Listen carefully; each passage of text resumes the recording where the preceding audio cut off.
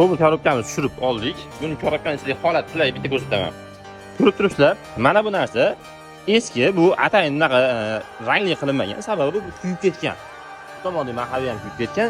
Kuyib ketishiga sabab mana bu peridok buksoatigan. Hisob qo'ysam buksoat, ya'ni buksoat degani balon buksoat hisoblanmaydi. Ustalar tilida aytganda, korobka bilan motor birgalikda yopishgan paytda tortalmay qolgan holatda buksoat deb ataladi. Ko'pchilik buni balon buksoat deb o'ylar ekan, unaqa emas. Ustalar tilida peridok buksoat qiladi. Ya'ni mana bu ishqalanib bir-birini ushalmaydi tormoz korobkaga o'xshab. Xullas kalom, mana bu yangi, ikkita eski. Endi buni farqi mana bu kuyib ketgan. Bunga kuyish sabab mana bu peridok ko'rishlaringiz mumkin. O'ta ham ahvol og'ir, ya'ni ahvol qanaqa og'ir bo'lishi mumkin mana ko'rib turibsizlar. Mana bu eskisi, mana bu yangisi. Pashti g'ansas bilinyapti shekilli. Mana bu yangini yarimi qolgan. Ana shu narsa yarimigacha yilib ketgan. Bunda motor totalmi undan qo'zg'alolmay qoladi. Undan keyin u holatda ham yuraversanglar, o'ta ham kuyib ketgani va xuddi shunaqa rangga borib qoladi.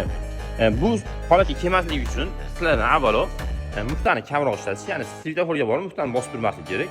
Undan tashqari razgum olayotganda muftani polni qo'yib olib, razgum olish kerak. Ko'pchilik muftani chala bosib olib, razgum olishni yaxshi ko'radi. Kimga shunaqa xizmatlar kerak bo'lsa, bemalol aloqaga chiqib kelishlari mumkin.